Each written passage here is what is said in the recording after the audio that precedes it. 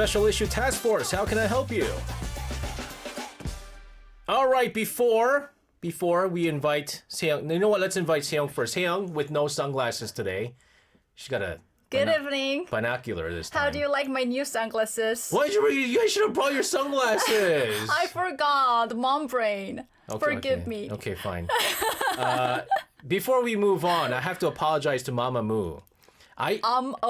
So I messed up last time too, right? I know. So I was like, okay, I'm gonna read this very slowly so I don't mess up. I messed up very slowly. So 2 stripes. So O next ah time. yeah. O ah yeah. O ah yeah. Although if I were to make an excuse, the English spelling says o ah yeah. All the Mamamoo fans out there, please leave a comment. Do you remember what you said about BTS? BTS? I've never said anything about BTS. What are you trying to say? Remember that what thing are you that- trying to do with me? You remember what you said about EXO? No, EXO? Oh my goodness. I'm not gonna mess up with BTS or EXO or any other K-pop idols. I apologize. I love them all. Mama Moo. It's strike 2. I screwed up twice with this song. Oh my goodness. I'm going to get traumatized here.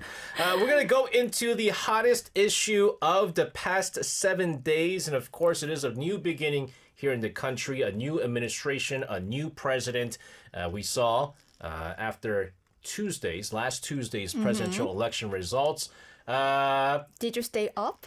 I stayed up night? until about a little past midnight. Yeah, because we got the results at around midnight. It said 확실, which means like pretty certain. Yes. And so as soon as I saw that, I was like, okay. And then 확정. 확정, which is like confirmed. Yes.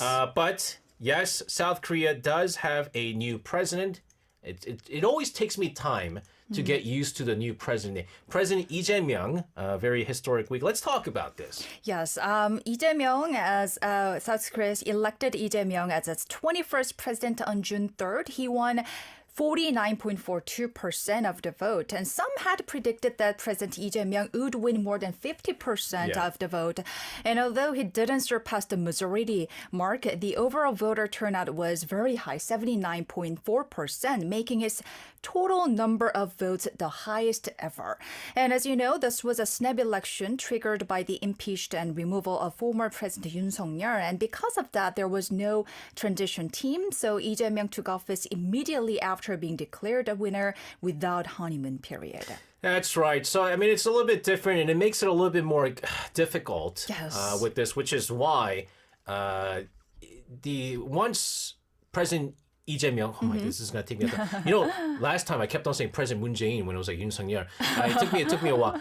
So once President Lee Jae-myung won, the cabinet from the former administration had all sent in a joint resignation. He didn't follow through with this because he wanted the transition period here. But Gyeonggi governor, and I think he has proven it already. And for me, his first cabinet meeting was very, very impressive. You touched upon this already. On his first full day, he chaired a long TF meeting with ministers, keeping lunch and eating kimbap instead, a Korean rice roll while having a meeting to stay focused and save time. And when he also had bibimbap too, and that was very symbolic too. Yes, right? with leaders from different political parties. And when I first saw this news, I thought it was very Korean. And at the same time, it shows his work ethic. And I also got this impression that he's a prepared person who had been desperately waiting for a chance to work like this. And also another interesting part is that on that day, he had to preside over a session with many ministers appointed by former President Yoon Suk-yeol.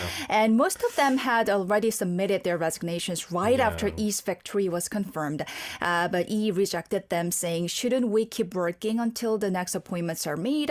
Although it will be a temporary measure, still, it's a very rare move in Korean politics. Yeah, so, bibimbap, as you know, it's mixed bowl rice. And his kind of message was, I think we should all work together from different ingredients, different parties. But He has a lot going on right now. I mean, he went to the office, everything was emptied out, which I Right. thought was a little bit petty. But he also made some strong comments about inflation, which again goes back to the livelihoods of the people. Sure. During the second emergency TF meeting, he directly mentioned the cost of a package of ramyeon. Do you know how much it costs, a package of ramyeon? 2000. 2,000. Some, was- some premium varieties can be close to 2,000 at convenience stores. Yeah. And that may not seem expensive at first glance, but it is. It's about like $2, less than $2. The price of ramyeon carries symbolic meaning in Korea. While it's not considered a healthy meal, it's long been the most affordable and accessible option for everyday people to fill their stomachs. So the price of ramyeon means a lot So- when it comes to economy. Long time ago, when I was young, and I didn't know this until I grew up a little bit, I lived in 경기도 광주 오포. It Not was 삼포. no 오포, and there was a friend of mine who Opo had like Gyopo. yes, no, he wasn't Kyopo, he was Korean. Stop rapping. And he Opo, had not 삼포, but Gyopo. he had ramyeon every single day. Who? One my, of your... my friend. And so as a kid who was I was only like 5 at the You time. were jealous I was of him. jealous, but it turned out because he was so poor, Yeah. that was the only thing that you could eat. So He could ramyeon, afford, yes. ramyeon could be a snack. It could be like a meal that we just enjoy if we Yes. crave it. But for a long time, it was like food that was for those that couldn't afford a full meal. And to say that it's already gone 2001, President Lee Jae-myung was saying, is it true that Is it's it true? 2000, Yes. right? And we need to do something about this. Right. So by mentioning that, he was trying to show he's tuned into everyday struggles, especially rising prices, we can say. That's right, guys. We're going to talk about again now the 1 week old administration of Lee Jae-myung and all the issues. Kai says, stop rapping. I think he was repeating what I said. 양그름 says, 혜영님 아재 개그 좀 치시네요. No, but you yes, have to I'm do- living with 아저씨. Yeah, so. you have to dance, by the way. You owe us a dance. Speaking of starting over, we're going to take a listen to a song here from Kaho with 시작, Start Over.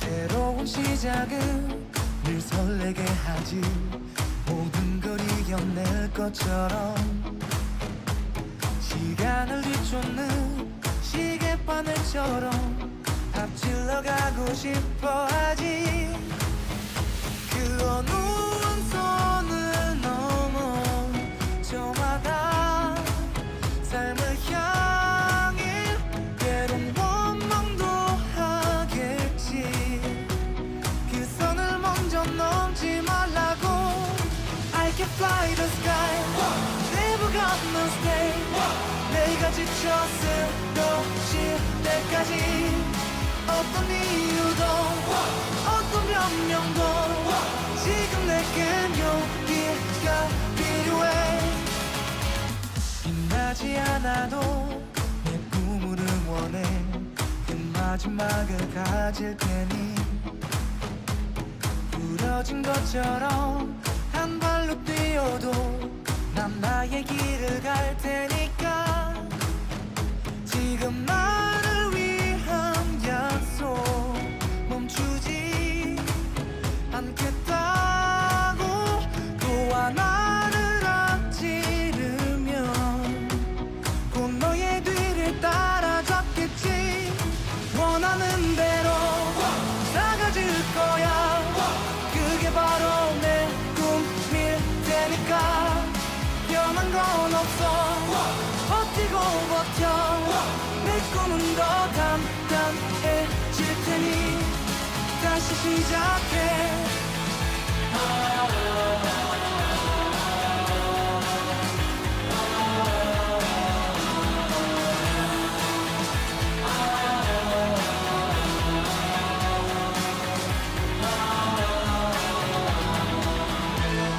다시는 나를 잃고 싶지 않아 내 전부를 걸었으니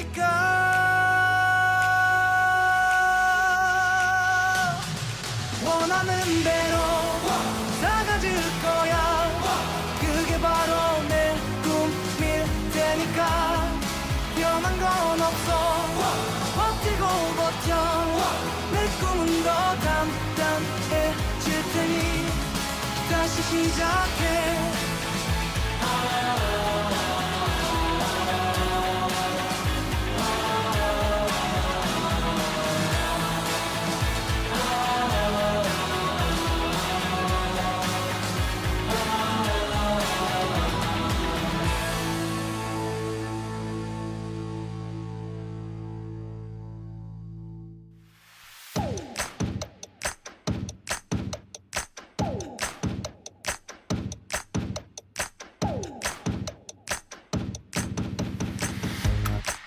Hey! Stop looking at the clock. We still got more work at the Culture Inc.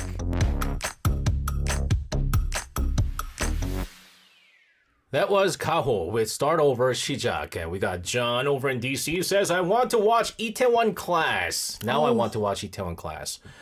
Only if you guys could hear what Seong and I were talking about during the song break. There, stuff that happens while the song goes on between myself and like all of our guests, like Angela and stuff like that. It could be a show in itself. It really can be. But you're not gonna know what we talked about. It was pretty funny. Anyways, we're gonna take a look at some of the policies and pledges of President Lee, especially that are especially close to our daily lives. So we talked about the livelihoods of the people and trying to get things better again. So let's talk about his policies. Yes, marking his first full week of President Lee Jae-myung's new administration, stock market is also moving fast. Oh, it is. In fact, just 2 days after President Lee's inauguration, Korea's benchmark stock index, the Kospi, surged more than 100 points, breaking past the 2,800 mark. And that's a level we haven't seen in a while. And some analysts are even saying this could be the beginning of the Kospi 5,000 era. And that's also one of Lee's pledges during the presidential campaign. And the Kospi index is a key indicator of South Korea's economic health, similar to the S&P 500 in the U.S. So when politicians talk about pushing Kospi to 5,000, it's more than just a number. It reflects national confidence, global competitiveness, and economic momentum as well. And also because the vast majority of the people who are investing in the Kospi and the Kosdaq are actually foreign investors. Right, exactly. You're talking about foreigners having confidence in the South Korean market, right? Very good sign. Yeah, and so we saw companies like SK Hynix rebounding very well. Kakao, which did probably one of the worst during the Yoon administration. I mean, there was a lot of attack on Kim Bum-soo, who is the for Kakao, and as soon as the administration changed, Kakao has been going up a lot right now. But you know what else is I important? shouldn't have sold Kakao stocks. My daughter has Kakao. She's enjoying it. Oh. The won has been rebounding very well against the U.S. dollar, which is another indicator here. Yes. But it's not just about the markets and institutions. There's also a cultural shift here in how everyday people engage with the economy, right? Yes. President Lee is encouraging citizens to actively participate directly in the economy through investment. And this means the stock market is no longer just for big corporations or professional traders. The idea is that everyday Koreans, like students, workers, and even those who have already retired, can take part in shaping the nation's economic future through their financial choices. So through such policies, investing may become almost a civic activity, we can say. Yeah, I mean, things have changed a lot where, again, and I talked about how my kids have their own stock portfolios and stuff. My son's up like 280%, by the way, in his stock portfolio. You're a good parent. He's doing well. My daughter's up like 50% or something like that. So it's pretty good. And so now he's basically saying it shouldn't be just like stock traders. It should be everybody and have confidence in our market because our economy is going to be that good. But here's the thing, though. I know because the economic state of the country right now is shabby, to say the least, there's a lot of focus on economy. But his policies aren't only about the economy, right? He's also made some major pledges about work, labor. And I know one of our listeners had talked about some of the changes that could come about with workforce. Let's talk about this. Yes, one of the most talked about proposals is the introduction of a 4.5-day work week. And the idea is to gradually reduce working hours while supporting businesses through the transition. So President Lee says this is a stepping stone toward eventually adopting a 4-day work week, aligning Korea more closely with OECD standards on labor time. And that's a big cultural shift for a country known for its long work hours. Korea has one of the longest working hours among developed nations. But with an aging population and low birth rate, there's growing recognition that work-life balance isn't just a luxury, it's a necessity. Yeah, so this actually doesn't impact us. No, but those who are working, just regular office workers, they will welcome this new policy. So it is going to be interesting, right? Because having work less, but you're still getting paid the same. Right. That's the important thing. And so how he's going to be able to balance the satisfaction of the employees and the employers is going to be the big task. It's a very delicate balance It between absolutely creating is. opportunities for young people and supporting seniors, and at the same time government incentives for employers, big corporations. So it's not a easy task, but someday we'll have to achieve this goal. Yeah, and also I think if you have one less work day, what also you do is, when you don't work, you spend. Yes, exactly. And so one of the big things that President Lee Jae-myung had mentioned even before he was a presidential candidate, when he was the DP leader, is that right now consumer spending is hit rock bottom. People are not spending, and so no money is being injected into the domestic economy right now, and so that's another way. But that too, but he's also focused in on culture. And for us personally, as being part of the good news. The Ministry of Culture, Sports and Tourism, let's talk about his focus on culture. Yes, in his inaugural speech, President Lee quoted the famous Korean independence leader Kim Gu, who once said, "What I desire above all is the power of a noble culture," and that really set the tone. The idea is that culture isn't just about entertainment, it's national identity, soft power, and even economic strategy. And President Lee wants to make Korea one of the world's top 5 cultural powerhouses. And with this same, the government plans to massively increase the cultural budget, invest in talent development, and support new content creation. And that includes everything from AI-driven media to large-scale performance arenas. And on the sideline, President Lee even mentioned in a YouTube interview that his cultural vision was inspired by a recent TV series he watched, When Life Gives You Tangerines. Did you watch this drama? No, I didn't. I saw it's big bits of it. You know, the background setting and tone are very Korean, but it was still #1 non-English series on Netflix. Show how cultural content can contribute in promoting a true, genuine image of a nation and boosting its economy at the same time. So K-culture is not just about Hallyu anymore. It's about sustaining that influence and creating jobs and value through culture. Another thing that needs to rebound now is travel to Korea, right? And so one of the things that happened after the martial law imposition was a number of countries had basically sent an travel advisory to South Korea. And so what we were hoping was a rebound from the pandemic went back down.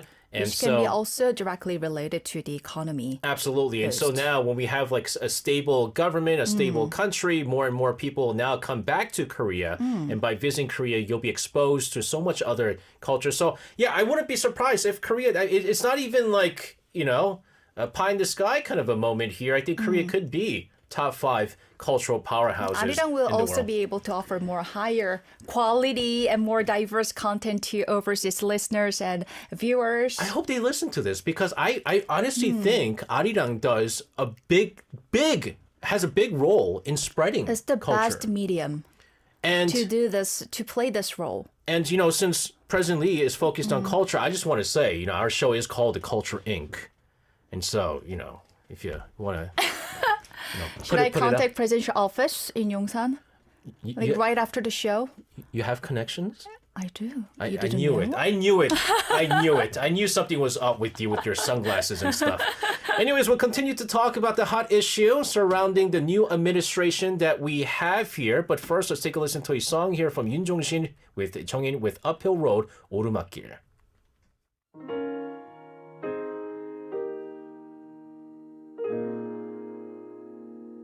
이제부터 웃음기 사라질 거야 가파른 이 길을 좀 봐 그래 오르기 전에 미소를 기억해 두자 오랫동안 못 볼지 몰라 완만했던 우리가 지나온 길에 달콤한 사랑의 향기 이제 끈적이는 땀 거칠게 내쉬는 숨이 우리 유일한 대화일지 몰라 한 걸음 이제 한 걸음일 뿐 아직 한적 끝은 보지만 평온했던 길처럼 계속 나를 바라봐줘 그러면 견디겠어 사랑해 이 길 함께 가는 그대 굳이 고된 나를 택한 그대여 가끔 바람이 불 때만 저 먼 풍경을 바라봐 올라온 만큼 아름다운 우리 길 기억해 혹시 우리 손 놓쳐도 절대 당황하고 헤매지 마요 더 이상 오를 곳 없는 그곳은 넓지 않아서 우린 결국엔 만나요 오른다면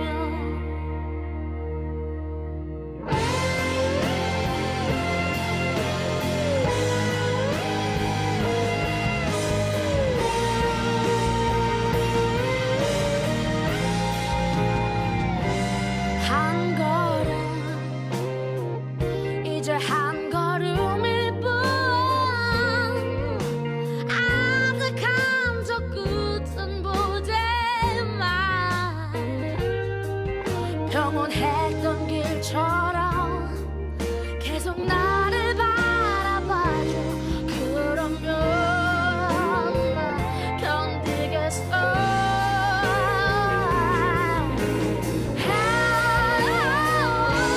사랑의 이길 함께 가는 그대여 굳이 고된 나를 택한 그대여 가끔 바람이 불 때만 저 먼 풍경을 바라봐 올라온 만큼 아름다운 길 기억해 혹시 우리 손 놓쳐도 절대 당황하고 헤매지 마요 더 이상 오를 곳 없는 그곳은 넓지 않아서 우린 결국엔 만나 크게 소리쳐 사랑해요 저 끝까지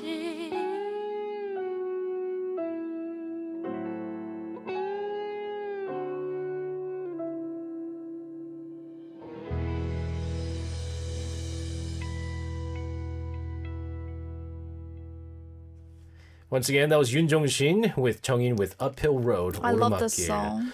It is an uphill road. Yes. Uphill Marriage is marriage. uphill road. I was talking about the current government and what they need to do right now to fix a lot of the things that's broken right now. But okay, it could be considered a marriage. Both marriage and yeah. Yes. Okay. Let's now talk about the latest when it comes to diplomacy, because that was the other thing that was hit hard, diplomacy, right? I think the United States were caught off guard when former impeached President Yoon Suk-yeol imposed martial law, and the U.S. was basically like, whoa, what's going on here?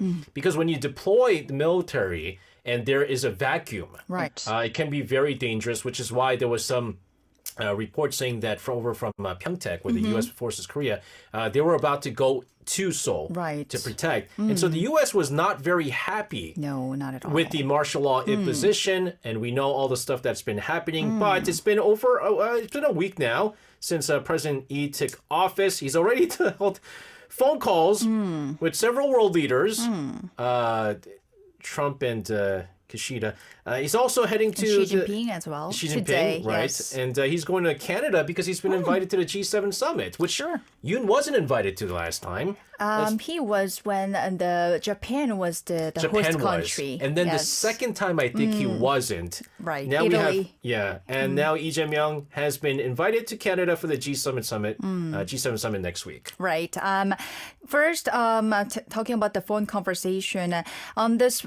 Past Friday, President Lee had his first phone conversation with the U.S. President Donald Trump, marking the resumption of top-level diplomacy with Washington following 6 months of a leadership vacuum in the nation. And in his first phone call with Trump, President Lee reaffirmed the importance of the Seoul-Washington alliance, and both leaders agreed to deepen cooperation on trade and security, and even talked about meeting soon, possibly, like you said, during or right after the G7 summit. And, they have something in common. Both men have survived assassination attempts, Trump in 2024. That's what they talked about. Yes. So apparently they bonded over those experiences and even joked about playing golf together as part of their alliance building. And meanwhile, President Lee also spoke with the Japanese Prime Minister Shigeru Ishiba on Monday, and the two leaders had a 25-minute call that was quite constructive. And in this call, both sides emphasized people-to-people exchange and strategic cooperation, especially with North Korea and China in the picture. But when it comes to Seoul-Tokyo relations, it's not always easy because of unsolved issues such as disputes over wartime history. But since it was their first phone call, sensitive issues were not brought up.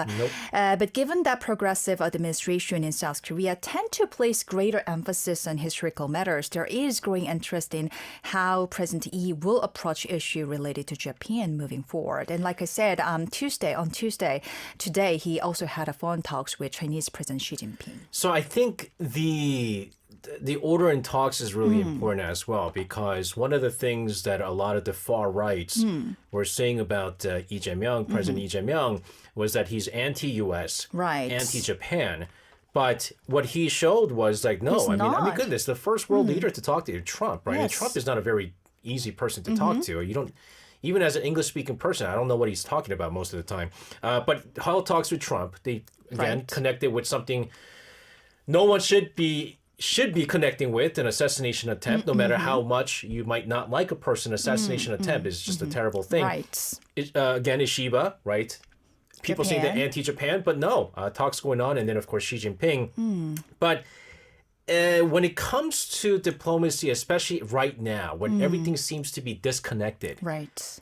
I think it's really important that diplomacy is revived once again, which is why being invited to something like the G7 summit is very, very important. And this is already going to be his first debut in the Right. global stage. I mean, this is a big deal for him right now. In like 11 days. It's really fast. Yeah. And Korea is seen as a middle power with global responsibilities. And President Lee has emphasized practical diplomacy rooted in national interest. And this global event will be his chance to show what that looks like.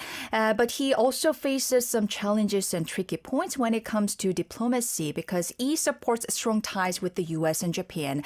But Korea also needs China and Russia for trade and regional stability. So how he is planning to balance all that is the key question, and it's what we call strategic diplomacy, maintaining security ties with traditional allies while also keeping channels open with China and Russia. So how he's going to handle all these complicated issues is something we have to keep an eye on. Yeah, and I think another thing is going to be North Korea, right? And Right. at least the good first sign was I think North Korea had an article on Lee Jae-myung winning the South Korean presidency, and they had used, I think they used the word South Korea South Korea. instead of like puppet state or like, there's other terms that they use instead of using South Korea. But that is a sign that maybe there is room for discussions here. But Right. from a cultural standpoint, very quickly, what does all of this international activity mean for Korea's image? Well, Korea is no longer seen as a small country caught up between giants. It's increasingly viewed as a mature democracy with global influence, thanks not just to its economy, but also its culture, innovation, and its democratic resilience that impressed the world, especially recently for the past 6 months. So I believe having a new president step confidently onto the world stage helps reinforce that image. And his participation in the G7, his early outreach to the world leaders, and showing his emphasis on shared values like democracy and cooperation are all expected to contribute to that reputation. Again, it is still very, very early into the Lee administration right now. There are a lot of things to fix, and internally, externally, and of course, in a global stage Right. as well. But we'll see how things develop with this. We do hope, again, when it comes to people's livelihoods, that also needs to be revived very quickly as well. All right, Seong, fun stuff here, interesting stuff. Thank you very much for a full-on coverage on what to expect with the Lee Jae-myung administration. Have a fantastic rest of your week. We'll see you again next week. See you next week. All right.